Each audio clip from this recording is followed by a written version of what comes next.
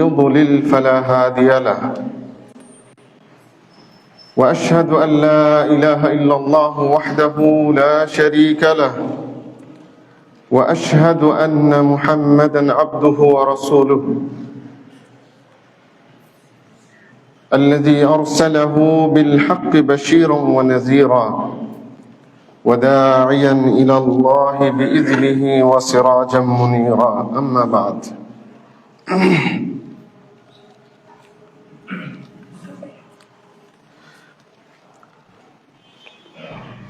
أعوذ بالله من الشيطان الرجيم. يا أيها الذين آمنوا اتقوا الله حق تقاته ولا تموتن إلا وأنتم مسلمون. وقال الله عز وجل: يا أيها الناس اتقوا ربكم الذي خلقكم من نفس واحدة وخلق منها زوجها وبث منهما رجالا كثيرا ونساء واتقوا الله الذي تساءلون به والأرحام إن الله كان عليكم رقيبا. وقال سبحانه: يا أيها الذين آمنوا اتقوا الله وقولوا قولا سديدا يصلح لكم أعمالكم ويغفر لكم ذنوبكم ومن يطع الله ورسوله فقد فاز فوزا عظيما. ثم أما بعد، فإن خير الحديث كتاب الله وخير الهدي هدي محمد صلى الله عليه وسلم وشر الأمور محدثاتها وكل محدثة بدعة وكل بدعة ضلالة وكل ضلالة في النار. أعوذ بالله من الشيطان الرجيم. بسم الله الرحمن الرحيم.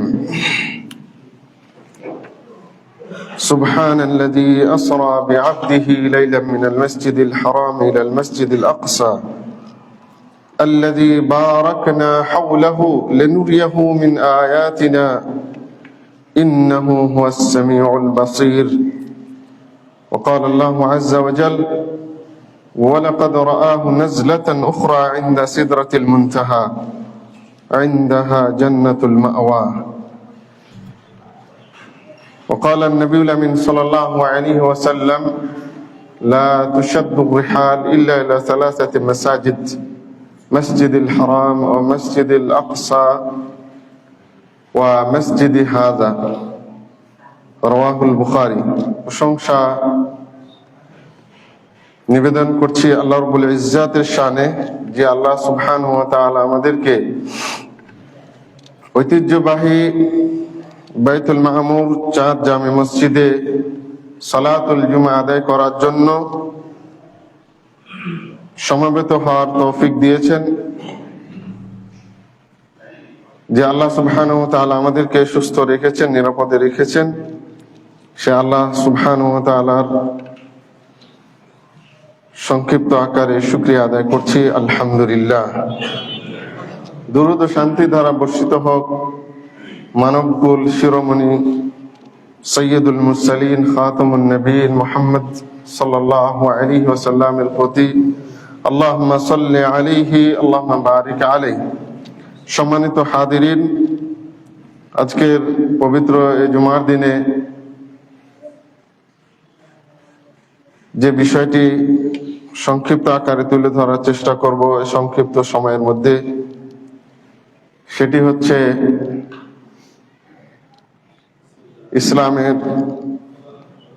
ইসলামের মধ্যে ইসরা এবং মেরাজ এর কি গুরুত্ব এবং এখান থেকে আমাদের কি শিক্ষণীয় রয়েছে খুব সংক্ষেপে বলার চেষ্টা করব ইনশাআল্লাহ। ওমা তৌফিকি ইল্লা বিল্লাহ ওয়া আলাইহি তাওয়াক্কালতু ওয়া ইলাইহি উনীব। সম্মানিত মুসাল্লিন ইকরাম, এই বিষয়টি বলার একটু কারণ আছে আজকে তুলে ধরার। যেহেতু আজকে ক্যালেন্ডারের হিসাব মতে রজব মাসের 26 তারিখ সম্ভবত, তো আল্লাহ সুবহানাহু ওয়া তাআলা নির্ধারিত মাসগুলোর অন্যতম একটি মাস হচ্ছে রজব মাস। আর এটা আরেকটা বিশেষত্ব হলো যে এটা আল্লাহ তাআলার কাছে অতি সম্মানিত যে মাসগুলো রয়েছে তার একটি। এটা আল্লাহ তাআলা সূরা তাওবার মধ্যে বলেছেন, ইন্না ইদ্দাতাশ শুহুরি ইনদাল্লাহি 12 শাহরান ফি কিতাবিল্লাহ। আল্লাহর কিতাবে 12টা মাস আল্লাহ বলেছেন আমি নিজে নির্ধারণ করেছি। তারপর আল্লাহ তাআলা বলেছেন মিনহা আরবাতুন হুরুম, তার মধ্যে রয়েছে 5টি সম্মানিত মাস, 4টি সম্মানিত মাস রয়েছে। এই 4টি মাসের আমরা অনেকে জানি, তারপরে বলছি। একটি হচ্ছে মুহররম মাস, রজব মাস, যেটা আমরা যে মাসের মধ্যে রয়েছি, আর সামনে রয়েছে জিলকদ মাস এবং জিলহজ। এই মোট 4টি মাসকে আল্লাহ তাআলা অতি সম্মানিত মাস হিসেবে ঘোষণা করেছেন। এই মাসগুলো এতটা মর্যাদার অধিকার রাখে যে আমরা ইতিহাসে দেখতে পাই, কোরআনের আলোকে, হাদিসের আলোকে, যে মক্কার কাফেররাও, বর্বর যুগের কুফফারেরাও, মুশরিকরাও এই 4টি মাসকে সম্মান করত, যারা সব সময় যুদ্ধ বিগ্রহ অন্যায় অপকর্মে জড়িয়ে থাকতো। কিন্তু এই মাসগুলো যখন আসতো তখন সব থেকে বিরত হয়ে যেত, মারামারি হানাহানি কাটাকাটি থেকে বিরত হয়ে যেত, কারণ তারা জানতো এই মাসগুলোর মর্যাদাকে। কিন্তু আমরা এমন বর্তমান যুগের আমরা মুসলিম জাতি যে আমরা 4টি মাসের খবরও রাখি না, বেশিরভাগ মুসলিম। আর অন্যায় অপকর্ম, জুলুম, বিভিন্ন অপরাধমূলক কাজ থেকে বিরত থাকার কথা তো অনেক দূরের বিষয়। বরং দেখা যায় যে এই মাসগুলোতে আরো বেশি হয়, কারণ মক্কার কাফেররা আল্লাহ রাব্বুল আলামিনকে তাদের যত সামান্য যে ঈমান ছিল সেটা ছিল খাঁটি ঈমান। তারা এই জন্য আল্লাহর আদেশকে খুব মজবুত ভাবে ধারণ করত, মেনে চলত, নিষেধগুলো থেকে বিরত থাকত। এই জন্য এই মাসগুলো যখন চলে আসতো আর তারা অন্যায় কাজে জড়াতো না, কাউকে মারতো না, কাউকে টাচ করতো না, হারাম এগুলোর সাথে জড়াতো না। কিন্তু আমরা যেহেতু এখন নাম সর্বস্ব মুসলমান, নামে মাত্র মুসলমান, কর্মে নয়, এজন্য আমরা এগুলো গুরুত্ব বুঝি না। প্রিয় দিনী ভাইরা, তো এই রজব মাস কেন্দ্রিক কিছু বেদাত কিন্তু প্রচলিত আছে আমাদের, বিশেষ করে ভারতবর্ষের বিভিন্ন দেশে, ভারতে, বাংলাদেশে, পাকিস্তানে, এই দেশগুলোর মধ্যে কিছু রজব মাস কেন্দ্রিক কুসংস্কার, বেদাত, কিছু বাড়তি আমলের বিষয় আমরা দেখতে পাই। কিন্তু মনে রাখবেন যে এগুলোর অস্তিত্ব আল্লাহ নবীর মৃত্যুর 600 বছর পর্যন্ত কিন্তু ছিলই না। এমনকি রজব কেন্দ্রিক যে জাল বানোয়াট হাদিসগুলো আমরা দেখতে পাই বিভিন্ন গ্রন্থে, এগুলো ছিল না। কিন্তু এই 600 হিজরির পরে এগুলো অ্যাড হয়েছে। যে যেভাবে পেরেছে এড করে এর ফজিলত বর্ণনা করেছে। কারণ মুসলিম সমাজ যখন ইসলামের মৌলিক বিষয়গুলো থেকে দূরে সরতে লাগলো, তখন তারা শাখা কেন্দ্রিক ফজিলতের পিছনে ছুটাছুটি শুরু করলো। তখন ওই যে যারা ইসলামকে বিকৃত করতে চায় তারা তখন এগুলো সুযোগ নিল, যার ফলে দেখবেন আমাদের দেশের নিয়ামুল কোরআন সহ 12 চাঁদের ফজিলত কেন্দ্রিক যে বইগুলো আছে, এগুলোতে দেখবেন রজব মাসের অনেক ফজিলত বর্ণিত আছে। বিশেষ করে রজব মাসের 27 তারিখের নামাজের কথা পাবেন, সিয়ামের কথা পাবেন, দান সদকার কথা পাবেন, মোনাজাতের কথা পাবেন। কিন্তু প্রিয় দিনী ভাইরা, মনে রাখবেন এগুলোর কোনো অস্তিত্ব ইসলামে নাই, আল্লাহ নবীর ইসলামে নাই। নবী সাল্লাল্লাহু আলাইহি ওয়াসাল্লাম যে দিন আমাদেরকে দিয়ে গেছেন, ছেড়ে গেছেন আমাদের মাঝে, এই দিনের মধ্যে এই শবে মেরাজ কেন্দ্রিক কোনো ইবাদতের কথা, বাড়তি কোনো আমলের কথা পাওয়া যায় না। এ ব্যাপারে আল্লামা ইবনে রজব রাহিমাহুল্লাহ, আল্লামা ইবনে হাজার আল আসকালানি, তারপরে বিশেষ করে আমাদের ভারত উপমহাদেশের একজন বিখ্যাত আলেম মোল্লা আলী কারি হানাফি রহমতুল্লাহ আলাইহি, উনি কিন্তু হানাফি মাযহাবের, উনিও এটাকে খুব কঠিন ভাবে নিন্দা করেছেন যে এগুলোর কোনো অস্তিত্ব নেই, কেন আমরা পালন করব। তো যা হোক প্রিয় দিনী ভাইরা, তবে যেহেতু আমাদের সমাজে এটার একটা ধারণা প্রচার আছে, বিশ্বাস আছে যে মেরাজ সংগঠিত হয়েছে রজব মাসে, এই জন্য এই বিষয়টিকে একটু তুলে ধরার চেষ্টা করছি। তার আগে একটু বলে রাখি যে শবে মেরাজ বা মেরাজের যে ঘটনা, এটা অত্যন্ত বিস্ময়কর একটি বিষয়,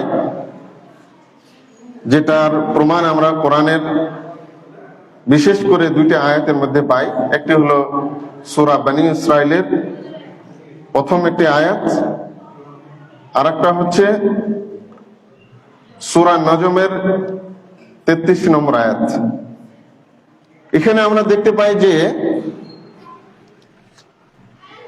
আল্লাহ রাসূল সাল্লাল্লাহু আলাইহি সাল্লামকে আল্লাহ সুবহানাহু ওয়া তাআলা যে তার জীবদ্দশাতে বিস্ময়কর একটি ঘটনা দেখিয়েছেন এবং নিজের সাথে দিদার করিয়েছেন। নবী সাল্লাল্লাহু আলাইহি সাল্লামকে জান্নাত জাহান্নাম ভ্রমণ করিয়েছেন, 7 আসমান সিদরাতুল মুনতাহা পর্যন্ত ভ্রমণ করিয়েছেন। এই বিষয়টা কোরআন এবং অনেক হাদিস দ্বারা, মুতাওয়াতির হাদিস দ্বারা সাব্যস্ত। তো ইসরা এবং মেরাজ এই দুইটি বিষয় কোরআনের আয়াত দ্বারাই প্রমাণিত। ইসরাটা অর্থাৎ যার অর্থ হচ্ছে নৈশকালীন ভ্রমণ বা রাতের ভ্রমণ, আর মেরাজ অর্থ হচ্ছে উপরে উঠা বা ঊর্ধ্বমুখী হওয়া বা সিঁড়ি, উপরে উঠার সিঁড়ি ইত্যাদি তার অর্থ হয়। এই দুইটা হলো ইসলামিক পরিভাষা, ইসরা এবং মেরাজ। তো ইসরা এবং মেরাজটা কখন হয়েছে এই বিষয়ে অনেকগুলো আমরা মতভেদ দেখতে পাই। প্রায় 15 থেকে 16টা মতো মতভেদ রয়েছে যে এটা প্রথমত এটা কোন বছরে হয়েছে, তারপরে এটা কোন মাসে হয়েছে এবং কোন মাসের কত তারিখ ইত্যাদি মতভেদপূর্ণ কোনো বিষয় স্পষ্ট আমরা কোরআনে হাদিসে পাই না। তবে এটা ঠিক যে ইসরা মেরাজের মতো এই বিস্ময়কর মিরাক্কেল ঘটনাটি ঘটেছে এবং আল্লাহ রাব্বুল আলামিন আল্লাহ রাসূল সাল্লাল্লাহু আলাইহি সাল্লামের মর্যাদাকে এবং সেই সাথে আল্লাহ রাসূলের উম্মতে মুহাম্মাদের মর্যাদাকে সমস্ত নবী আলাইহিস সালাতু ওয়াস সালাম এবং সমস্ত উম্মতের উপর আল্লাহ রাব্বুল আলামিন প্রতিষ্ঠিত করেছেন সম্মানকে এবং মর্যাদাকে এই ঘটনার মাধ্যমে। প্রিয় দিনী ভাইরা, তো আল্লাহ সুবহানাহু ওয়া তাআলা সূরা ইসরার মধ্যে বলছেন, সুবহানাল্লাযী আসরা বিআবদিহি লাইলাম মিনাল মাসজিদিল হারাম ইলাল মাসজিদিল আকসা। মহান রব্বুল আলামিন নিজের পবিত্রতা ঘোষণা করে বলছেন, পবিত্রময় সত্তা যিনি আসরা ভ্রমণ করিয়েছেন বিআবদিহি তার বান্দাকে, লাইলান রাতের বেলায়, মিনাল মসজিদুল হারাম মসজিদুল হারাম থেকে অর্থাৎ মক্কা থেকে, ইলাল মসজিদুল আকসা মসজিদ আকসা পর্যন্ত অর্থাৎ ফিলিস্তিন পর্যন্ত। কি জন্য? আল্লাহ তাআলা বলছেন আল্লাযী বারাকনা হাওলাহু, আল্লাহ বলছেন যে আমি সেই সত্তা যিনি কি করেছি, বরকতে পরিপূর্ণ করে রেখেছি মসজিদুল আকসার চতুর্পার্শ্বকে, চারিদিককে আমি বরকত দিয়ে পরিপূর্ণ করে রেখেছি। আর একটা কি, লিনুরিয়াহু মিন আয়াতিনা, যাতে করে আমি আমার রাসূলকে আমার নিদর্শনাবলী দেখাতে পারি। ইন্নাহু হুয়াস সামিউল বাসীর, নিশ্চয় তিনি আল্লাহ হচ্ছেন সবকিছু শ্রবণকারী এবং দর্শনকারী। এই আয়াত দ্বারা ইসরার ঘটনাটা সাব্যস্ত। আর সূরা নজমে, এখানে 13 থেকে 18 নম্বর আয়াতে বিষয়টি আছে। মেরাজ অর্থাৎ মসজিদুল আকসা থেকে আল্লাহ নবী সাল্লাল্লাহু আলাইহি সাল্লাম যে 7 আসমান ভ্রমণ করেছিলেন, সেটাকে আল্লাহ তাআলা বর্ণনা করেছেন সূরা নজমের 13 থেকে 18 নম্বর আয়াতে, ওয়ালাকাদ রাআহু নাজলাতান উখরা ইনদা সিদরাতিল মুনতাহা। আর নিশ্চয় তিনি তাকে দ্বিতীয়বার দেখেছেন সিদরাতুল মুনতাহার নিকটে। তাকে বলতে এখানে জিবরিল আলাইহিস সালাতু ওয়াস সালাম। আল্লাহ রাসূল সাল্লাল্লাহু আলাইহি সাল্লাম জিবরিলকে দুনিয়াতে একবার তার নিজের অবয়বে দেখেছিলেন, নিজের আকৃতিতে, আর দ্বিতীয়বার দেখেছেন, এটা আল্লাহ তাআলা নিজে বলছেন যে আমার নবী, আমার হাবিব নবী সাল্লাল্লাহু আলাইহি সাল্লাম জিবরিলকে দেখেছে সিদরাতুল মুনতাহার নিকটে আরেকবার, মানে দ্বিতীয়বার আর কি। তারপর আল্লাহ তাআলা বলছেন সিদরাতুল মুনতাহা কি, নিজে বর্ণনা করছেন, ইনদাহা জান্নাতুল মাওয়া, এই সিদরাতুল মুনতাহার নিকটে রয়েছে জান্নাতুল মাওয়া। তো এই আয়াত দ্বারা মেরাজের ঘটনা প্রমাণিত, অর্থাৎ সপ্ত আকাশ ভ্রমণ, এই বিষয়টা প্রমাণিত। কোরআনের এই 2 আয়াত দ্বারা এটা সাব্যস্ত, ইসরা এবং মেরাজ। ইসরাটা কি? আল্লাহ রাসূল সাল্লাল্লাহু আলাইহি সাল্লামের সপ্ত আকাশ ভ্রমণের প্রথম অংশটা ছিল ইসরা। সেটি হলো মসজিদুল হারাম মক্কা থেকে মসজিদুল আকসা, যেটা প্রায় বর্তমানে প্রায় 1500 কিলোমিটার দূর মক্কা থেকে ফিলিস্তিন বা মসজিদুল আকসা, যেটাকে এখন দখল করে রেখেছে মাকজুব জাতি ইহুদিরা। আল্লাহর ক্রোধ প্রাপ্ত, ক্রোধান্বিত জাতি, নিকৃষ্ট জাতি ইহুদিরা আজকে এটাকে দখল করে রেখেছে। তো আল্লাহ রাসূল সাল্লাল্লাহু আলাইহি সাল্লামকে আল্লাহ সুবহানাহু ওয়া তাআলা জিবরাইলের মারফত, তার আগে একটু না বললেই নয়, আল্লাহ রাসূল সাল্লাল্লাহু আলাইহি সাল্লাম যে সময়ে দাওয়াতি কাজ করেছেন, আল্লাহর একত্ববাদকে প্রচার করেছেন, সে সময়টা ছিল খুব কঠিন। সমগ্র আরব জাতি ছিল শিরকে নিমজ্জিত, আল্লাহ বিদ্রোহী জাতিতে তারা ছিল পরিপূর্ণ, আল্লাহ বিদ্বেষী তারা জাতি ছিল। এদেরকে এবং সারা বিশ্বকে দ্বীনের পথে, আল্লাহর মনোনীত দ্বীন ইসলামের পথে নিয়ে আসার জন্য নবী সাল্লাল্লাহু আলাইহি সাল্লামকে আল্লাহ তাআলা প্রেরণ করেন। সমগ্র জাতির, আরব অনারব সমস্ত জাতির নবী হিসেবে, রাসূল হিসেবে আল্লাহ রাব্বুল আলামিন আল্লাহ রাসূলকে প্রেরণ করেন।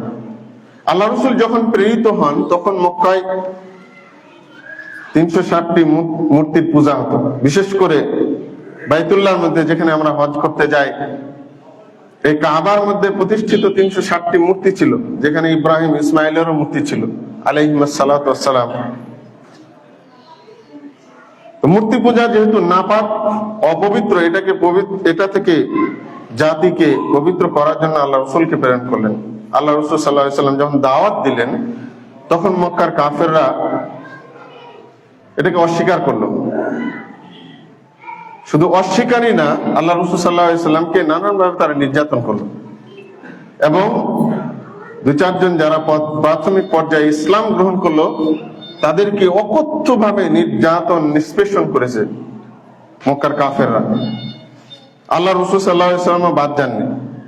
তবে আল্লাহ রাসূল সাল্লাল্লাহু আলাইহি সাল্লামকে অত বেশি, বিশেষ করে নবুয়তের 10ম বর্ষ পর্যন্ত মক্কার কাফেররা আল্লাহ রাসূলকে ওইভাবে নির্যাতন করার সুযোগ পায়নি। করেছে গরিব সাহাবীদের, যেমন বেলাল রাদিয়াল্লাহু আনহুকে, খাব্বাব রাদিয়াল্লাহু আনহুকে, এদেরকে নির্যাতন করেছে। সুমাইয়াকে নির্যাতন করে হত্যাই করে ফেলেছে। আম্মারকে হত্যা করে ফেলেছে, আম্মারের পিতা ইয়াসিরকে। কিন্তু আল্লাহ রাসূল সাল্লাল্লাহু আলাইহি সাল্লামকে তারা টাচ করার সুযোগ পায়নি, সাহস পায়নি। সুযোগ ছিল, সাহস পায়নি। কারণ কে ছিল? আল্লাহ রসুলের পিছনে ছিলেন মক্কার সবচাইতে প্রভাবশালী ব্যক্তিত্ব আবু তালেব। আল্লাহ রসুল, আমরা জানি যে আল্লাহ রসুল জন্মের আগেই তার পিতা মারা যায়, মা মারা যায় মাত্র 6 বছর বয়সে, 8 বছর বয়সে দাদা মারা যায়। তারপর থেকে আল্লাহ রসুল সাল্লাল্লাহু আলাইহি সাল্লামকে সম্পূর্ণ লালন পালনের এবং পিতৃস্নেহ, ভালোবাসা, হৃদ্যতা দিয়ে গড়ে তুলেছিলেন কে? আবু তালেব। আব্দুল মুত্তালিবের পর থেকে নিয়ে আল্লাহ রাসূল সাল্লাল্লাহু আলাইহি সাল্লামকে সার্বিক দিক দিয়ে দেখাশোনা করতেন, এমনকি নিজের সন্তানদের চাইতে বেশি আল্লাহ রসুলকে মহব্বত করতেন আবু তালেব, ভালোবাসতেন। কারণ তার মধ্যে এমন কিছু নবী হওয়ার আগেই পেয়েছিল যে তার ভালোবাসাটা আরো বেশি বেড়ে গেছিল। এক তো বাবা নাই, মা নাই, দাদা নাই। আল্লাহ রাসূল সাল্লাল্লাহু আলাইহি সাল্লাম যখন 40 বছর বয়সে নবী হলেন এবং সাফা পাহাড়ের কাছে ডেকে সবাইকে বললেন যে তোমরা লা ইলাহা ইল্লাল্লাহর দাওয়াতকে কবুল করো, তখন অস্বীকার করলো আবু জাহাল, আবু লাহাব, উতবা, শাইবা, সবাই অস্বীকার করলো। আবু লাহাব তো বলেই দিল তাব্বাল্লাক আলহাদা দাওয়াতানা আবা আলহাদা জামাতান। আল্লাহ রসুলকে বলে দিল যে তোমার ধ্বংস হোক মুহাম্মদ, তুমি এই জন্য আমাদেরকে একত্রিত করেছো যে এতগুলো মূর্তি, যেগুলোকে আমরা বাপ দাদাদের আমল থেকে, যেটা আমরা হকের বিপক্ষে বলি আর কি দলিল হিসেবে, 14 গোষ্ঠী বাপ দাদার যুগ থেকে আমরা যেগুলোর ইবাদত করে আসছি, ভক্তি করে আসছি, আজকে বলছে সব অস্বীকার করতাম। এটা কোনো একটা কথা হলো না, এটা মানা যাবে না। এই তো শুরু হলো আল্লাহ রসুলের সাথে সংঘর্ষ, এবং এইগুলো থেকে আল্লাহ রসুল সাল্লাল্লাহু আলাইহি সাল্লামকে প্রোটেকশন দিতেন, ঢাল হিসেবে দাঁড়িয়ে থাকতেন। তিনি হলেন কে? আবু তালেব। আর প্রিয়তমা স্ত্রী ছিলেন তার প্রোটেকশন, বাড়িতে শান্তি শৃঙ্খলা, তাকে সান্ত্বনা, উৎসাহ, সামনে এগিয়ে চলার প্রেরণা যোগাতেন স্ত্রী।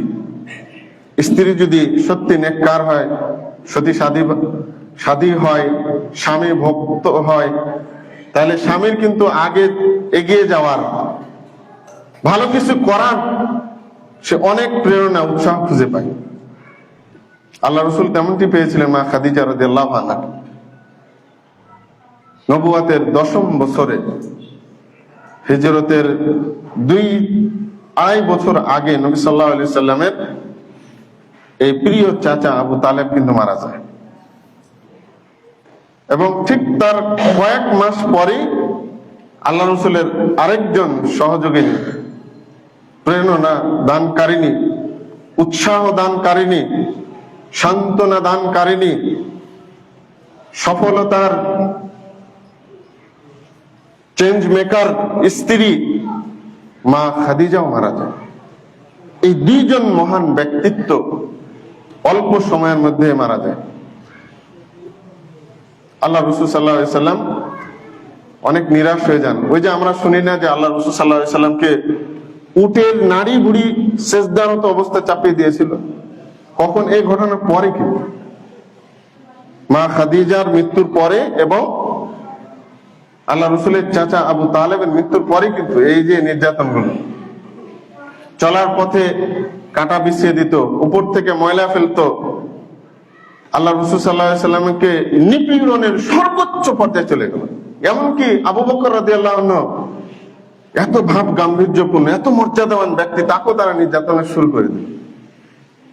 এই কারণে আবু বকর রাদিয়াল্লাহু আনহু আর রাহিকুল মাকতুম নামক গ্রন্থে আপনারা পাবেন যে উনি আল্লাহ রসুলের অনুমতি ক্রমে মক্কা ছেড়ে হাবশায় রওনা হয়ে গেছিলেন। কিন্তু পথিমধ্যে এক ব্যক্তি তাকে বললেন যে না, আমি তোমাকে সাহায্য করব, আমি কাফের হয়েছি তো কি হয়েছে, আমি তোমাকে প্রোটেকশন দেব। পরে মক্কায় যা ঘোষণা করার ফলে আবু বকর রাদিয়াল্লাহু আনহু আর হাবশায় হিজরত করেনি, অর্থাৎ আবিসিনিয়া।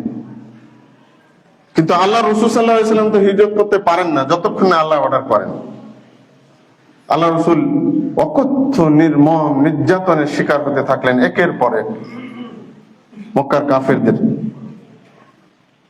আল্লাহ রাসূল অনেকটা নিরাশ হয়ে পাশে তায়েফ নামক নগরী, তায়েফ, আল্লাহ রাসূল আশা করলেন যে ওখানে যদি যায়, ওরা যদি আমাকে একটু হেল্প করে, এই দিন প্রচারের, তারা যদি আল্লাহর এই দিনকে কবুল করে এবং আমাকে যদি তারা প্রোটেকশনের ব্যবস্থা করে, তাহলে আমার জন্য সহজ হয়ে যায় এবং এদের নির্মম নির্যাতন নিষ্পেষণ থেকে রেহাই পাওয়া যাবে। কিন্তু আল্লাহ রাসূল অনেক আশা নিয়ে গেলেন, কিন্তু বানু সাকিব গোত্র, এই তায়েফবাসীরা আল্লাহ রাসূল সাল্লাল্লাহু আলাইহি ওয়াসাল্লামের দাওয়াত তো কবুল করলোই না, বরং আল্লাহ রাসূল সাল্লাল্লাহু আলাইহি ওয়াসাল্লামকে অত্যন্ত তুচ্ছ তাচ্ছিল্য করলো এবং সবচাইতে বড় নির্যাতন করলো। সেটা হলো কি, উচ্ছৃঙ্খল বখাটে যুবকদেরকে আল্লাহ রাসূলের পিছনে লেলিয়ে দিল। এবং আল্লাহ রাসূল সাল্লাল্লাহু আলাইহি ওয়াসাল্লাম তায়েফ থেকে বের হওয়ার সময় নৈরাশ্য মন নিয়ে যখন বের হয়ে আসছিলেন, তখন তায়েফের উচ্ছৃঙ্খল যুবকরা, ছেলেপুলেরা আল্লাহ রাসূল সাল্লাল্লাহু আলাইহি ওয়াসাল্লামকে পাথর দিয়ে নিক্ষেপ করে করে আল্লাহ রাসূল সাল্লাল্লাহু আলাইহি ওয়াসাল্লামকে রক্তাক্ত করে দিল। রক্ত প্রবাহিত হয়ে আল্লাহ রাসূল সাল্লাল্লাহু আলাইহি ওয়াসাল্লামের জুতা একেবারে ভিজে গেল, জুতায় রক্ত জমে গেল। আল্লাহ রাসূল সাল্লাল্লাহু আলাইহি ওয়াসাল্লাম সেখান থেকে এক বুক নিরাশতা নিয়ে, হতাশা নিয়ে ফিরে আসলেন, কষ্ট নিয়ে ফিরে আসলেন। এই জন্য আল্লাহ নবী সাল্লাল্লাহু আলাইহি ওয়াসাল্লামের নবুয়াতের 10ম বছরকে বলা হয় আমুল হুজন আরবিতে, অর্থাৎ দুঃখ এবং কষ্টের বছর। আল্লাহ রাসূল এই বছরটাকে নামকরণ করেছে। তো দিনের পথ অনেক কঠিন, দাওয়াতের পথ অনেক কঠিন, কোরআন এবং হাদিসের প্রচারের পথ অনেক কঠিন, কিন্তু সহজে গ্রহণ করেন। যাই হোক, আল্লাহ রাসূল সাল্লাল্লাহু আলাইহি ওয়াসাল্লাম অত্যন্ত ভ্রাক্রান্ত হৃদয় নিয়ে, কষ্ট নিয়ে মক্কায় ফিরে আসলেন। সার্বক্ষণিক তাকে চিন্তা, বেদনা, কষ্ট ঘিরে রাখত। তাই আল্লাহ রাসূল সাল্লাল্লাহু আলাইহি ওয়াসাল্লামকে সান্ত্বনা দেওয়ার জন্য আল্লাহ রাব্বুল আলামিন জিবরাইলকে প্রেরণ করলেন, যাও আমার রাসূলকে নিয়ে আসো আমার কাছে। এই তো শুরু হলো। এক রাত্রিতে আল্লাহ রাসূল সাল্লাল্লাহু আলাইহি ওয়াসাল্লাম মক্কায় মসজিদুল হারামের কাছেই ছিলেন। অনেকে কোন কোন বর্ণনায় পাওয়া যায় উম্মে হানির বাড়িতে ছিলেন। জিবরাইল এসে আল্লাহ রাসূল সাল্লাল্লাহু আলাইহি ওয়াসাল্লামকে নিয়ে সেখান থেকে বুরাক নামক একটি জন্তু, যেটা গাধা এবং খচ্চরের মাঝামাঝি একটা প্রাণী, বুরাক অত্যন্ত দ্রুত গতির একটি প্রাণী, সেখানে উঠিয়ে আল্লাহ রাসূল সাল্লাল্লাহু আলাইহি ওয়াসাল্লামকে প্রথমে বাইতুল মুকাদ্দাস বা মসজিদুল আকসা সেখানে নিয়ে গেলেন। সেখানে যাওয়ার পরে আল্লাহ রাসূল সাল্লাল্লাহু আলাইহি ওয়াসাল্লাম বুরাকটিকে একটি জায়গায় বেঁধে সেখানে সালাত আদায় করলেন এবং সমস্ত নবী আলাইহিস সালাতু ওয়াস সালাম সেখানে উপস্থিত ছিলেন। আল্লাহর নির্দেশে, জিবরাইল আলাইহিস সালাতু ওয়াস সালামের ইঙ্গিতে আল্লাহ রাসূল সাল্লাল্লাহু আলাইহি ওয়াসাল্লাম সকল নবীদের ইমামতি করলেন। সুবহানাল্লাহ, এটা হলো মর্যাদা, নবী সাল্লাল্লাহু আলাইহি ওয়াসাল্লামের মর্যাদা এবং উম্মতে মুহাম্মাদীর মর্যাদাকে আল্লাহ রাব্বুল আলামিন এভাবে প্রতিষ্ঠিত করেছেন। যদি অন্য বর্ণনায় আছে যে আল্লাহ রাসূল সাল্লাল্লাহু আলাইহি ওয়াসাল্লাম সপ্ত আকাশ ভ্রমণ করে আসার সময় মসজিদুল আকসায় সালাত আদায় করেছিলেন নবীদেরকে নিয়ে। দুটোই বর্ণনায় ঠিক। সেখানে সালাত শেষে আল্লাহ রাসূল সাল্লাল্লাহু আলাইহি ওয়াসাল্লামকে উপরে নিয়ে গেলেন, অর্থাৎ 7 আসমান ভ্রমণ করানোর জন্য আল্লাহ রাব্বুল ইজ্জতের সান্নিধ্যে আল্লাহ রাসূলকে নিয়ে গেলেন। আল্লাহ রাসূল সাল্লাল্লাহু আলাইহি ওয়াসাল্লাম জিবরিল আল্লাহ রাসূলকে নিয়ে প্রথম আকাশে গেলেন। সেখানে আদম আলাইহিস সালাতু ওয়াস সালাম ছিলেন দ্বিতীয় আকাশে গেলেন, সেখানে আদম আলাইহিস সালামের সাথে দেখা হলো। দ্বিতীয় আকাশে ইয়াহইয়া বিন জাকারিয়া আলাইহিস সালাম এবং ঈসা আলাইহিস সালামের সাথে দেখা হলো। তৃতীয় আকাশে যে দেখা হলো ইউসুফ আলাইহিস সালামের, চতুর্থ ইদ্রিস, পঞ্চমে হারুন এবং ষষ্ঠতে মুসা আলাইহিস সালামের, এবং সপ্তম আকাশে আল্লাহ রসুলের দেখা হলো ইব্রাহিম খলিল আলাইহিস সালামের। তারপরে আল্লাহ রসুল সাল্লাল্লাহু আলাইহি সাল্লামকে নিয়ে জিব্রাইল গেলেন সিদরাতুল মুনতাহা, অর্থাৎ 7 আকাশের উপর হলো সিদরাতুল মুনতাহা। 7 আকাশের উপর, অন্যান্য হাদিস দ্বারা, সেই হাদিস দ্বারা প্রমাণিত, সপ্তম আকাশের পরে একটি সাগর রয়েছে, সেখানে রয়েছে সিদরাতুল মুনতাহা। আর এই সিদরাতুল মুনতাহাটা হচ্ছে আল্লাহ রাব্বুল আলামিনের আরশের নিচে একটি জায়গা। সেখানে রয়েছে বাইতুল মামুর, আপনাদের ঐতিহ্যবাহী মসজিদের যে নামে নামকরণ করেছেন, বাইতুল মামুর রয়েছে। সেখানে দৈনিক 70,000 ফেরেশতা সালাত আদায় করে, এবং যারা কিয়ামত পর্যন্ত দ্বিতীয়বার ওখানে সালাত পড়া আর সুযোগ পাবে না। এইভাবে চলতে থাকবে প্রতিদিন। আল্লাহু আকবার। তারপরে আল্লাহ রাসূল সাল্লাল্লাহু আলাইহি সাল্লাম কে নিয়ে সাক্ষাতের জন্য আল্লাহর সাথে জিবরাইল আলাইহিস সালাম আল্লাহ রাসূলকে নিয়ে গেলেন। কথোপকথন হলো। হাদিসের মধ্যে যেটা এসেছে যে একেবারে 1 ধনুক বা 2 ধনুক, তীর ধনুক আছে না, এর সম পরিমাণ দূরত্বে আল্লাহ এবং আল্লাহ রাসূল সাল্লাল্লাহু আলাইহি সাল্লাম ছিলেন এবং কথোপকথন করলেন সরাসরি। আত-তাকাল্লুম মুবাশশারাতান মা আল্লাহ সুবহানাহু ওয়া তাআলা, আল্লাহর সাথে সরাসরি, এটাই প্রথম আল্লাহ রাসূলের কথা। তবে মনে রাখবেন যে আল্লাহ রাসূল কিন্তু আল্লাহকে দেখেননি, আল্লাহকে দেখেননি, কারণ মানুষের চর্মচক্ষু কখনো আল্লাহকে দেখতে পাবে না, এটা অসম্ভব। লা তুদরিকুল আবসার, কোন চক্ষু আল্লাহকে দেখার সাধ্য রাখে না। বুঝতে পেরেছেন? সেখানে আল্লাহ রাসূল সাল্লাল্লাহু আলাইহি সাল্লাম জান্নাত জাহান্নাম ভ্রমণ করলেন। জান্নাতে গেলেন, সেখানে দেখলেন মণিমুক্তা খচিত দিয়ে খচিত, ডায়মন্ড দ্বারা খচিত তার সবকিছু। জান্নাত দেখলেন, জাহান্নাম দেখলেন। জাহান্নামের সরাসরি কিছু শাস্তিরও কিভাবে দেওয়া হচ্ছে এটা আল্লাহ রাব্বুল আলামিন আল্লাহ রাসূল সাল্লাল্লাহু আলাইহি সাল্লামকে দেখালেন, যাতে করে তিনি সচক্ষে দেখে এটা বর্ণনা দিতে পারেন মানুষকে, তার উম্মতকে। সেখানে দেখলেন আল্লাহ রাসূল সাল্লাল্লাহু আলাইহি সাল্লাম যে কিছু জাহান্নামীদের শাস্তি, যেমন হারামখোরদের শাস্তি দেওয়া হচ্ছে, সুদখোর এবং এতিমদের সম্পদ ভক্ষণকারী, অন্যায়ভাবে সম্পদ ভক্ষণকারীদেরকে বিভিন্নভাবে শাস্তি দেওয়া হচ্ছে। এক শ্রেণীর মানুষকে দেওয়া হচ্ছে বিরাট বিরাট পেট, একবারে বিশাল পেট, এত বড় পেট ওদের যে নড়াচড়া করতে পারছে না ঠিকভাবে, খুব করুণ অবস্থা। আল্লাহ রাসূল সাল্লাল্লাহু আলাইহি সাল্লামকে আল্লাহ রাসূল জিবরাইলকে জিজ্ঞেস করলেন, মান হাউলা ইয়া জিবরাইল, এরা কারা? আল্লাহ রাসূলকে তখন জিবরাইল বললেন, এরা হচ্ছে আপনার উম্মতের যারা সুদখোর, এদের এই পরিণতি। দুনিয়াতে থাকতে সুদের টাকা গুনেছে, সুদ খেয়েছে, কোনো চিন্তা করেনি এটা যে একটা অন্যায় বড় ধরনের অপরাধ, এটাকে সে কল্পনাই করেনি, ভাবেনি, দূরে থাকেনি। যেভাবে ইচ্ছা যেদিক দিয়ে সুযোগ পেয়েছে সুদ খাওয়ার চেষ্টা করেছে। ব্যাংকের সুদ, লোনের সুদ, সমিতির সুদ, তারপরে পারস্পরিক লেনদেনের সুদ, মানে কোন সুদ ছাড়েনি। সুদখোরদের অবস্থাটা হবে এরকম। তেমনি ভাবে এক শ্রেণীর লোকদেরকে শাস্তি দেওয়া হচ্ছে যাদের ঠোঁট গুলো হলো উটের মতো দেখতে, এবং তাদেরকে আগুনের বড় বড় পাথর তাদের মুখের মধ্যে দেওয়া হচ্ছে, আর ওটা তাদের গুহ্য দ্বার দিয়ে বের হয়ে যাচ্ছে। এভাবে তার শাস্তি চলছে। আল্লাহ রাসূল বললেন, জিবরাইল, এরা কারা? জিবরাইল বললেন, এরা হচ্ছে আপনার উম্মতের যারা এতিমদের সম্পদকে ভক্ষণ করে এতিমের সম্পদকে লুণ্ঠন করে, কেড়ে নেয়। অনেক পরিবারে এগুলো রয়েছে, সমাজে রয়েছে। ভাই মরেছে, ভাইয়ের ছোট ছোট সন্তানরা রয়েছে, কেড়ে নিল।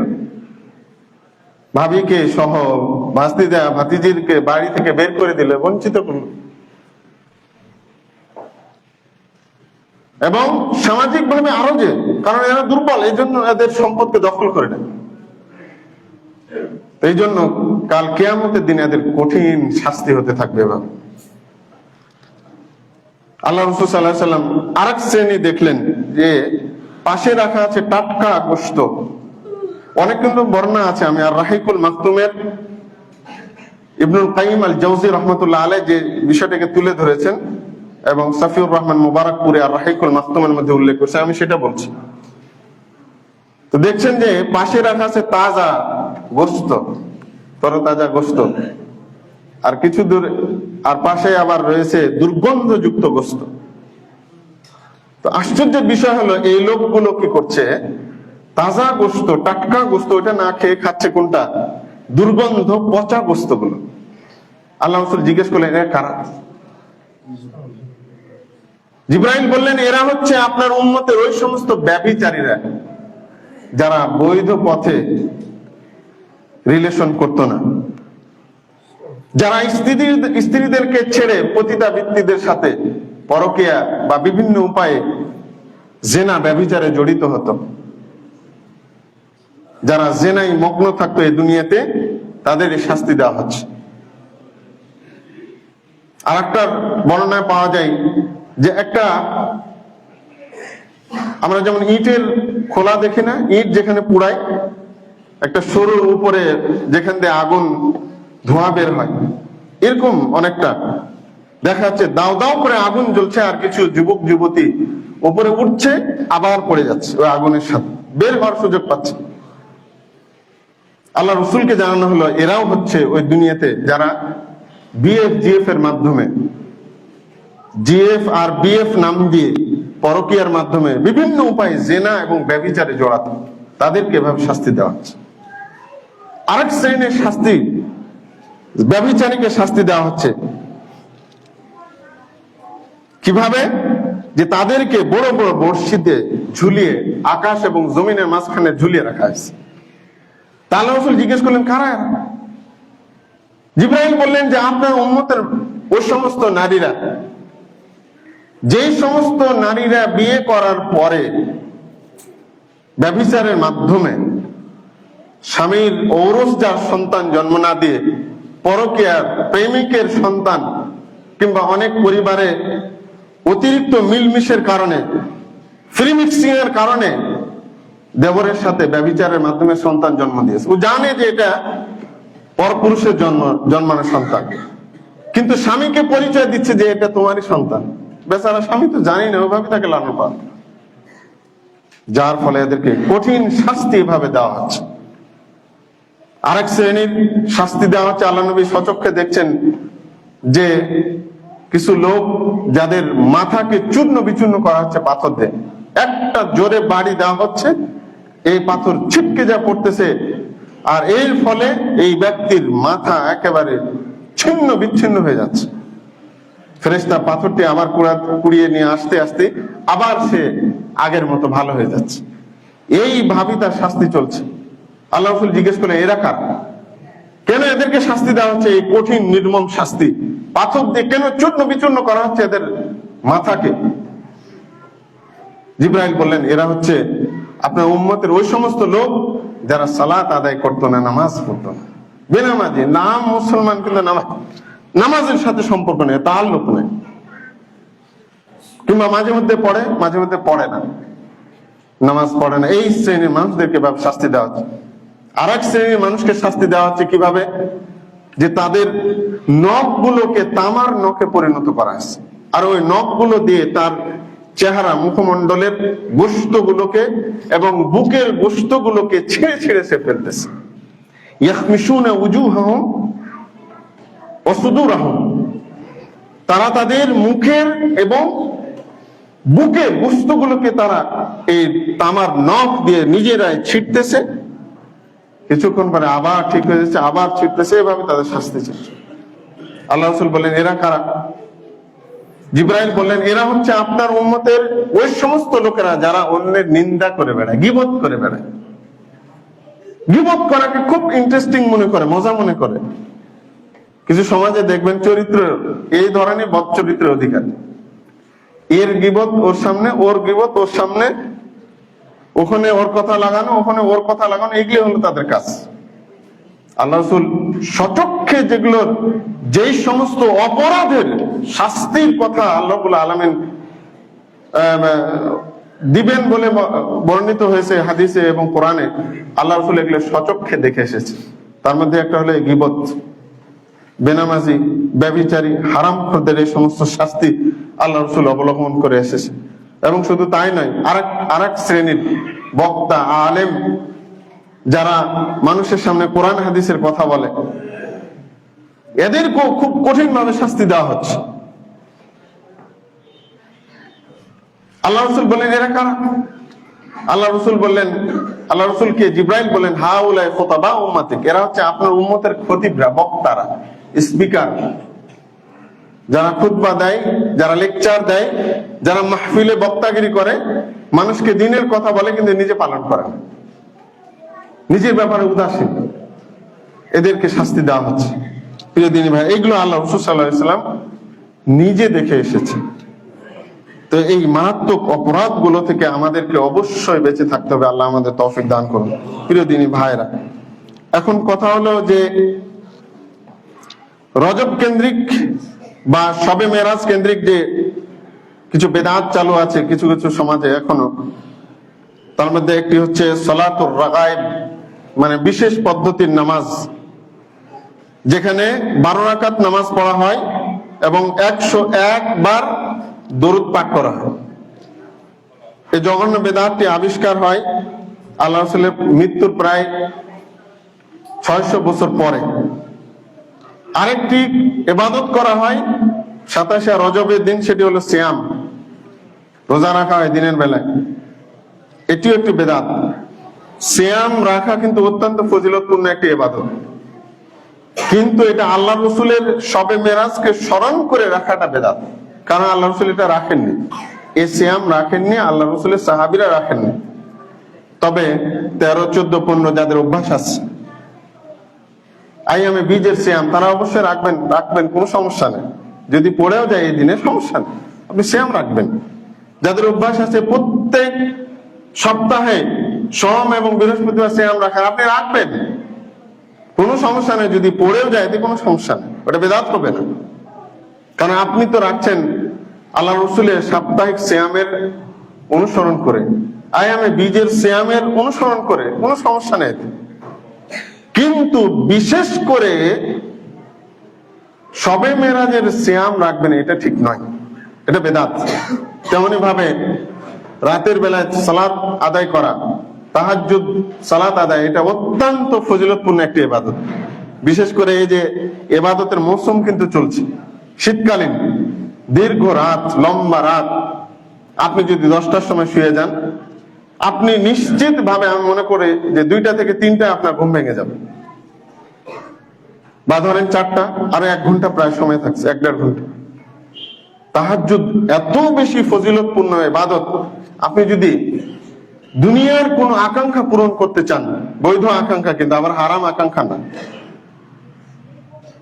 বৈধ যদি আপনার কোনো আকাঙ্ক্ষা থাকে, আশা থাকে, আর সেটা যদি আপনার পূরণ করার যদি ইচ্ছা থাকে, তাহাজ্জুদকে আপনি আপনার জন্য কম্পালসারি করে নেন, ইনশাআল্লাহ এটা পূরণ হবে।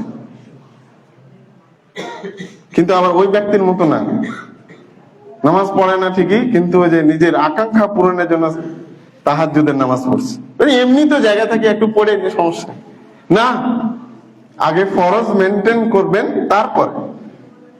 আমরা অফার গুলো বুঝি না, অফার কেন দেয়? আগে কিনবেন, তারপর আপনি অফার পাবেন, এমনি তো পাবেন না।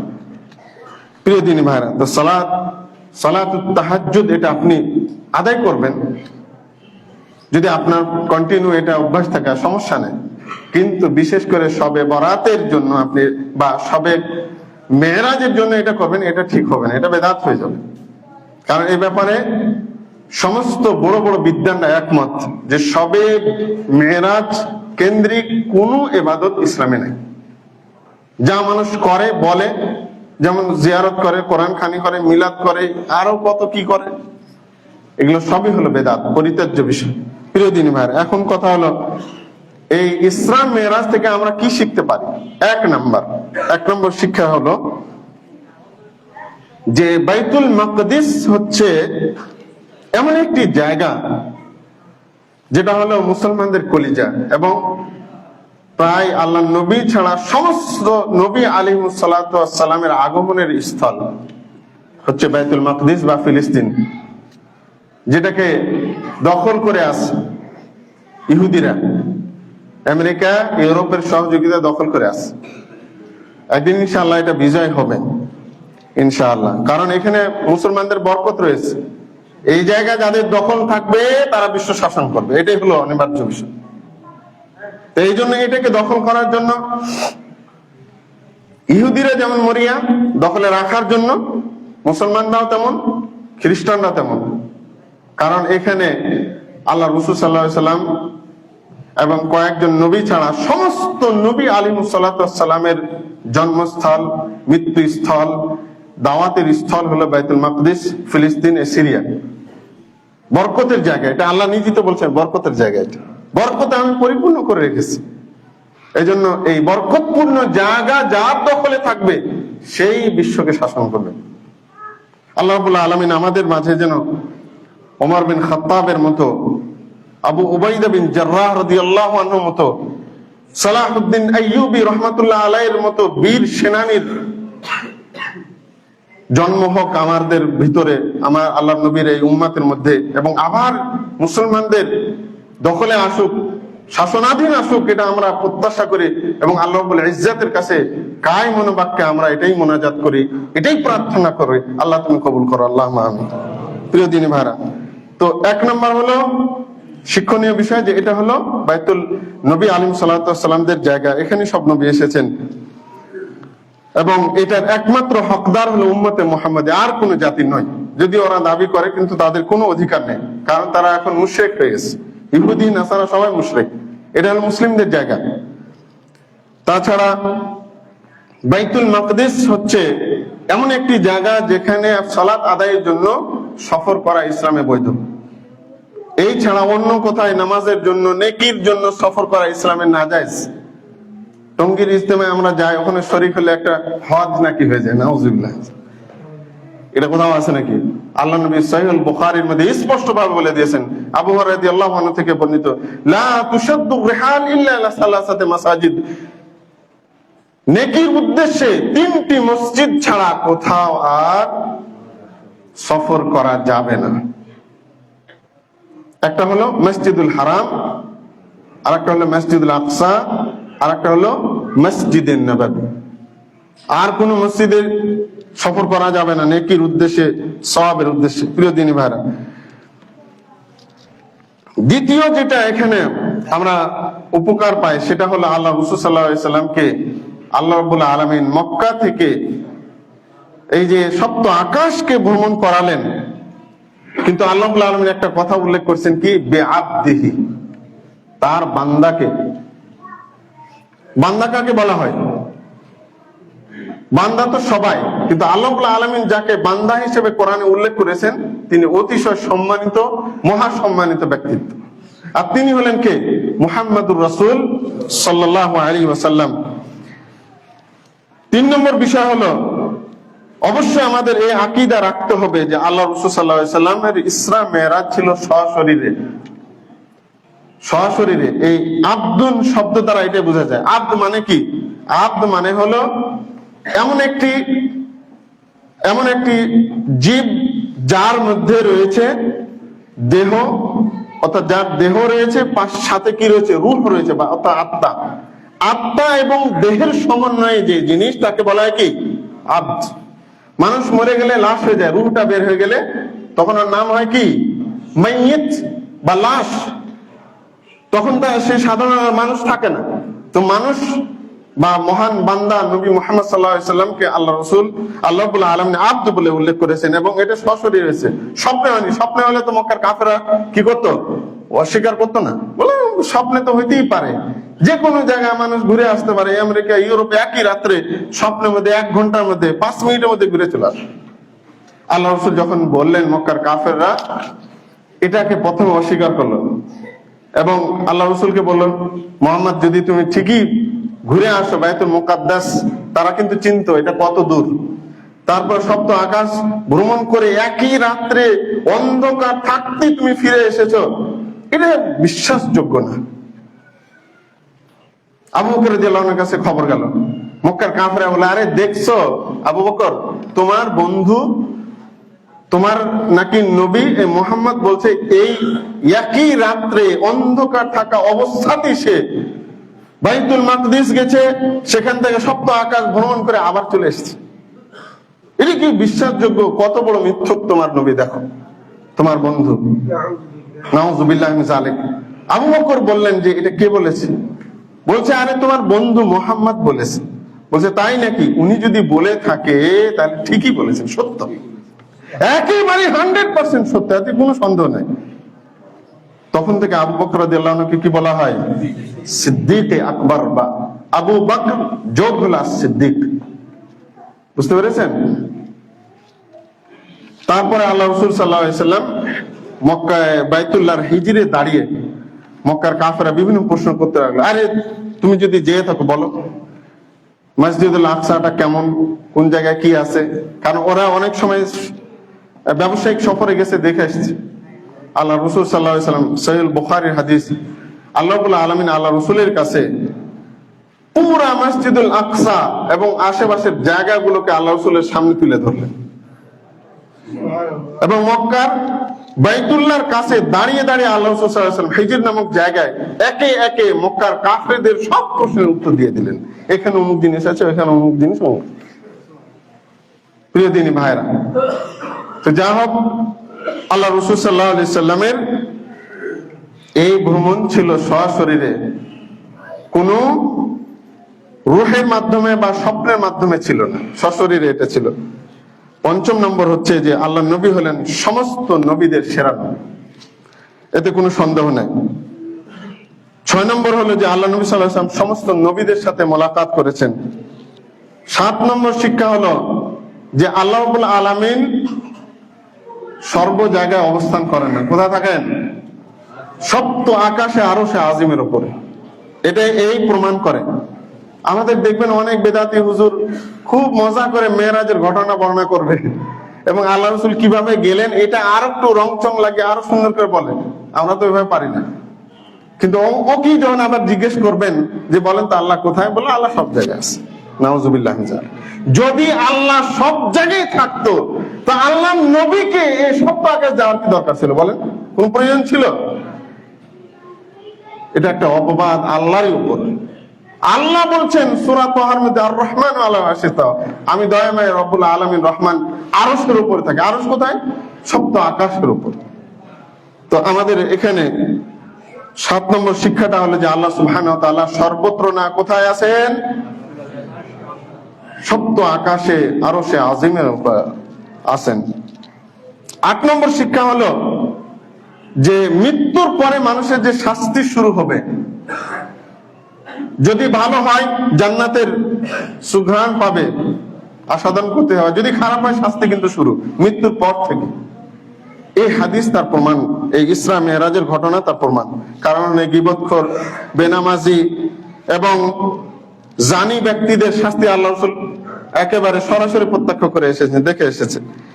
এই ঘটনা দ্বারা 9 নম্বর শিক্ষাটা হলো যে আল্লাহ নবী সাল্লাল্লাহু আলাইহি ওয়াসাল্লামকে আল্লাহ তাআলা সান্ত্বনা দিয়েছেন যে নবী মুহাম্মদ যে যাই বলুক আপনি হলেন শ্রেষ্ঠ, আপনার চাইতে শ্রেষ্ঠ আপনার আগেও কাউকে আমি সৃষ্টি করিনি, আপনার পরও কাউকে আর সৃষ্টি করব না। 10 নম্বর হলো যে সালাতের মর্যাদা। এই মেরাজ থেকে, ইসরা মেরাজের ঘটনা থেকে কি শিক্ষা পেলাম আমরা? সালাত, যে আল্লাহ রাব্বুল আলামিন আল্লাহ রাসূলকে 50 ওয়াক্ত সালাত দিয়েছিলেন হাদিয়া হিসেবে তার উম্মতের জন্য। কিন্তু মুসা আলাইহিস সালামের অনুরোধে আল্লাহ রাসূল এটাকে আল্লাহর কাছে রিকোয়েস্ট করে কমাতে কমাতে কত? 5 ওয়াক্ত। কোন ব্যক্তি যদি আল্লাহ নবীর উম্মতের কেউ যদি 5 ওয়াক্ত নামাজকে ঠিক ভাবে আদায় করে, আল্লাহ রাব্বুল আলামিন তার দয়া এবং অনুগ্রহে ওই ব্যক্তিকে 50 ওয়াক্ত সালাত আদায় করার নেকি দান করবেন। সুবহানাল্লাহি ওয়া বিহামদিহি। এই সালাত হলো সবচেয়ে, সবগুলো যদি বাদ দিই, এই ইসরা মেরাজের ঘটনা থেকে সবচাইতে বড় গুরুত্বপূর্ণ শিক্ষাটা হলো সালাত, নামাজ। এই উম্মার হাদিয়া, উপহার হলো এই নামাজ। এই জন্য নামাজ কেউ যদি ছেড়ে দেয়, এই উম্মতে মুহাম্মাদির মধ্যে সে থাকতে পারে না, কাফের হয়ে যায়। প্রিয় দিনী ভাইরা, আল্লাহ রসুল কেমনে গেলেন? আল্লাহ রসুল সাল্লাল্লাহু আলাইহি সাল্লামের এই যে গমনটা, সপ্ত আকাশ, কেমন করে এটা সম্ভব? আল্লাহ রাব্বুল আলামিন সূরা নাবার মধ্যে, সূরা আর রহমানের মধ্যে বলছেন যে, আমি অর্থটা শুধু বলছি, ইয়া মাশারাল জিন ইন ইসতাতাতুম আন তানফুদু মিন আকতারিস সামাওয়াতি ওয়াল আরদ ফানফুদু। যদি তোমরা পারো এই আসমান জমিনের সীমানাকে পার হয়ে চলে যেতে, যাও, কিন্তু তোমরা পারবে না। আল্লাহর হুকুম ছাড়া তোমরা এটা পারবে না, অসম্ভব। তাহলে আল্লাহ তাআলা কাউকে এটা দেয়নি, আল্লাহ রসুলকে দিয়েছেন। আল্লাহ রসুল এই আকাশ ভেদ করে সপ্ত আকাশে গেছেন। এই আকাশ যে আমরা দেখছি, এটা কি বিজ্ঞানীরা বলছে যে আমরা যে আকাশটা দেখছি, এখানে রয়েছে কি 5 স্তরের, এই ভূপৃষ্ঠ থেকে যে আকাশ 5 স্তরের রয়েছে বায়ুমণ্ডল, তার একটি হচ্ছে ওজোন স্তর।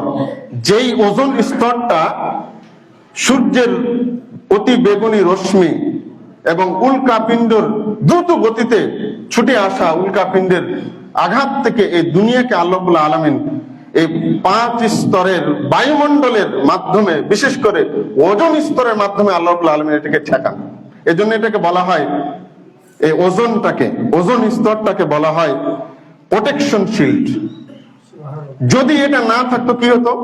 সূর্যের রশ্মি সরাসরি পড়তো এই দুনিয়াতে, এবং আকাশ থেকে ছুটে আসা যে উল্কাপিণ্ড, এগুলো সরাসরি পৃথিবীকে আঘাত করতো।